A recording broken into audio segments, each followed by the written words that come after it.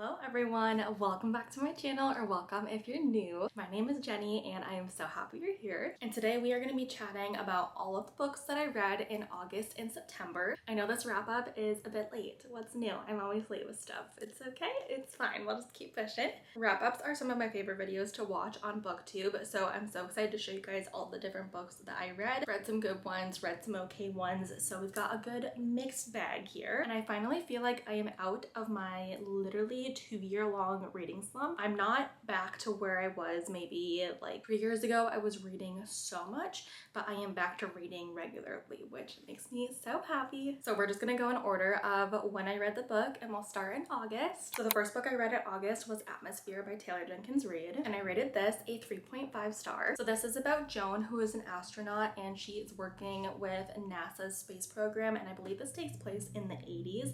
So she's one of the first women to join like the science team. So the book really follows her journey with that, and then there's also a subplot of romance in here as well. Or maybe not a subplot, I would say it's like, no, it's a pretty big plot point, but she also works with someone who she ends up falling in love with, and the book explores that as well. Like I said, this does take place in the 80s, so Joan finds herself going through different struggles that women had to go through back then, and I thought this was a really solid read. 3.5 stars. I feel like this book was really talked about when it first came out, and everybody was rating it 5 stars, so I thought I would give it 5 stars, but I ended up giving it 3.5. I did think it was a little bit boring in some parts. I thought the beginning and the end were really great, but then the middle kind of lulled for me, unfortunately. However, TJR's writing is always gonna hit. I tabbed this baby up like crazy. Her writing is so beautiful and so amazing. Now this does have like space jargon talk, and I thought it was a little too much. Like I couldn't really understand what was happening, but that could just be me and not really understanding things, because I feel like I haven't heard other people really say that. When I was first seeing stuff about this book, I was seeing everybody sobbing at the end of this book, and yes, I was sobbing as well, like literally hyperventilating, sobbing. But I wish the ending was a little bit different, and if you've read it, you'll know what I mean. I wish that it just would have ended differently. I don't want to spoil anything, but I do just wish the ending was a little bit different, because it kind of took away from what I feel like she was trying to do, in my opinion. But this is still a really solid read. Taylor Jenkins Reid always is great at making you feel emotion and telling a beautiful story. So if you're looking for kind of a just like all around general fiction romance book with a little bit of history kind of context to it, I would definitely recommend this one. 3.5 stars for me, and this was the first book I read in August. The next book I read was A Ghostwriter by Julie Clark, and I also gave this 3.5 stars. I really enjoyed this, but also looking back on it, I can't really remember anything that happened, like literally anything. So I don't think that's a great sign. But this book is about Olivia, who works as a ghostwriter. Her father was a really notorious, or is a really notorious writer, like think like a horror author like Stephen King. He was up on that level, and he does not have a good relationship with Olivia because he was accused of killing his whole entire family when he was younger, and so she kind of just doesn't want to associate with him anymore. But now present day, she is offered a job of ghostwriting her father's last book, and it's a whole tell-all of what actually happened when his family was killed. Now, like I said, I did really like this, but I feel like I literally don't remember what happened. Like I can remember the ending kind of, and I didn't really like the ending. That's what I'm remembering, that I didn't enjoy the ending. I also was eating it up to find out what happened, so it was a little disappointing. It might be more of a 3-star now that I'm thinking about it, but this was a good solid thriller, not one that I am crazy about, but it was good enough, and I would definitely look into reading more of Julie Clark's books in the future. I would say more about it, but I honestly can't remember. And for most thrillers, I do like to go in blind, so I don't really want to say a whole lot about these anyways, but that's all I can remember. So those were the only 2 books that I read in August, and then came September, and the first book that I finished was one that was actually on my Kindle, and I finished We Used to Live Here by Marcus Kleber. When I say this book is absolutely wild, this is the scariest book that I've ever read in my life, hands down, and that is the truth. It was scary. So I give this book 4 stars. This is about Charlie and Eve, who are a couple, and they just purchased a house that they want to flip. That's kind of like what they do, when all of a sudden a young family comes in. They stop at the front door, and the dad used to live there, and so he wants to come in and check it out, show his family around, because he used to live there when he was younger. But as soon as they let this family in, things start to get crazy, and I mean crazy.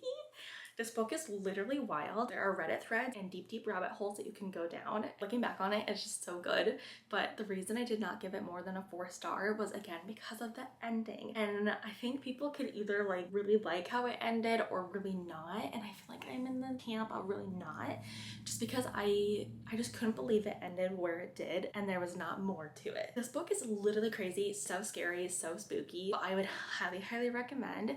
I would definitely read it in spooky season, but it also takes place in the winter, like in the snow. So if you want to wait and have like a really good thriller to read during the winter, I would definitely recommend it as well. I would recommend it just to see what your thoughts are on it and like what discourse you could have on it. Like, this book is literally crazy. The next book that I read was If We're Villains by ML Rio, and I did not like this book. I gave this 2 stars. I feel like I'm definitely in the minority of this, so take what I say with a grain of salt. Like, I think the book was just simply not for me, but I just did not enjoy this book, and I just can't believe it has so many great reviews. And I read it and I was so excited to read it. Are you kidding me? So if you don't know what this book is about, it's about 7 kids or 7 students who go to a university that's for the arts, and so they're all like Shakespeare students. They study Shakespeare, they do his plays. I think there's like a certain term for students like that, like Thesterians or Theserans or something like that. So we are in a then and now timeline in this book. So we're following mostly Oliver, who is one of the 7 students, and we are in present time and past time. In the past, we find out that something happens in their senior year of college, and then in the present, Oliver is getting released from jail for what happened back when they were in college, and now he is finally telling the detective the full truth of what actually happened. So we're going back and forth between then and now, finding out the truth of what happened. And yeah, I simply just did not like this book. The students were so pretentious. Like, this book is insanely pretentious, and I know that it's trying to be that way, but I still just did not enjoy it. It's split up in different acts and different scenes instead of chapters. They're basically just doing like Shakespearean plays, and that's it. And they talk in Shakespeare literally like for like 50% of this book. Like, I literally don't understand what you guys are saying whatsoever. I literally had to skim through all of those sections where they're talking in Shakespeare. Like, I just couldn't.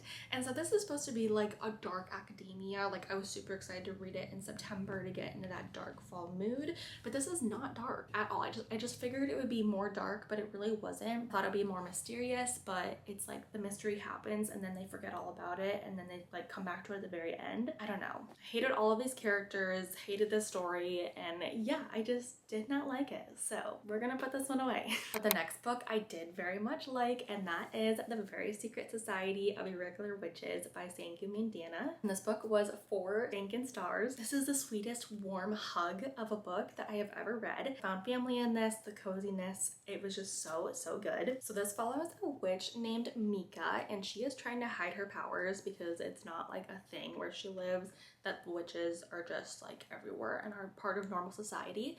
So she has to hide her powers, but she does have an online presence on social media where she just like pretends to be a witch, so that if anyone ever suspects anything, it's just part of her online persona. But someone does end up suspecting something, and they send her a letter and they ask if she can come to their house and come teach 3 young witches how to be a witch.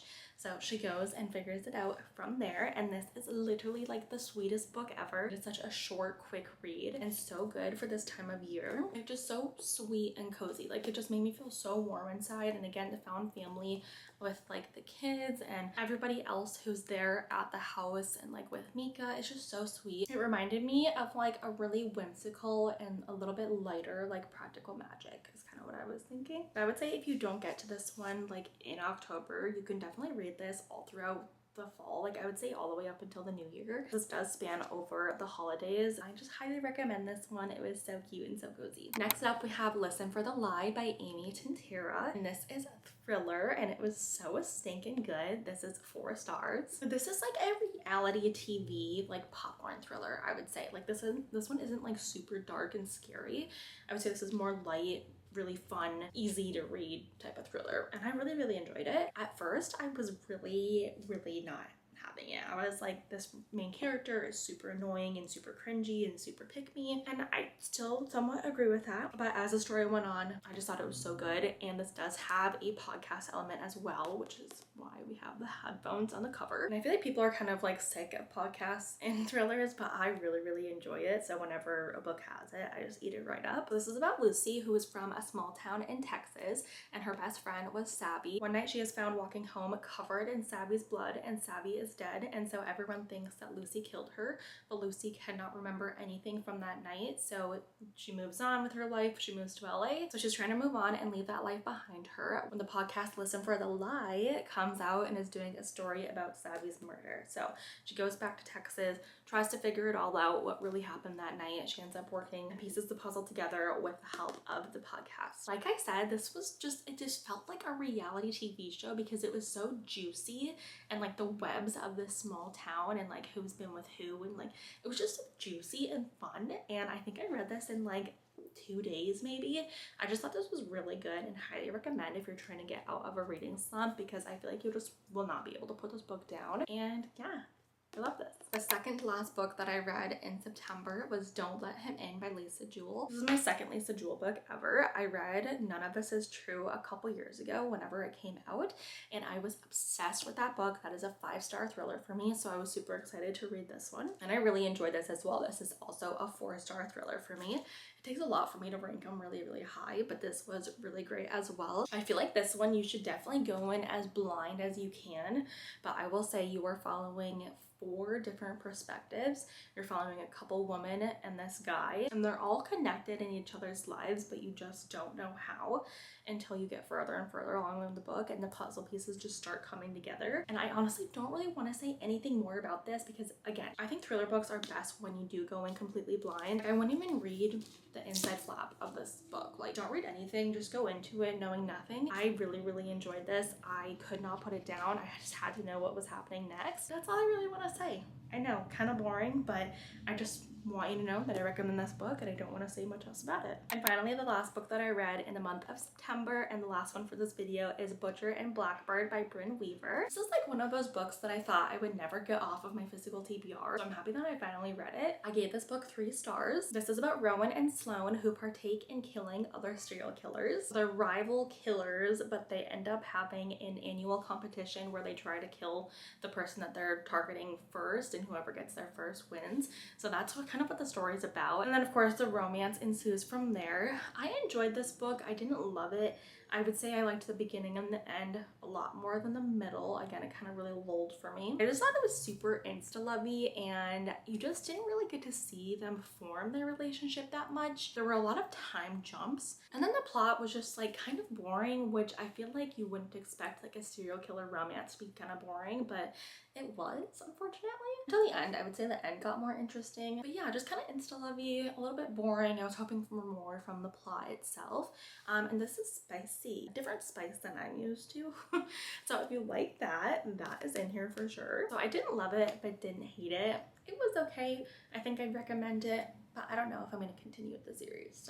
So these were all of the books that I read in August and September. We have 8 total, with 6 of them being in September, so I'm pretty happy with that. And again, so excited to be out of my reading slump. I feel like we had a good mix in here, mostly 3.5, 4 stars, so I think that's pretty good. If you've read any of these books, let me know. I also have reading vlogs that contain most all of these books if you want to check any of those out and see my thoughts a little bit deeper. That is all I have for today's video. I hope you enjoyed it, and I will see you in the next one. Bye!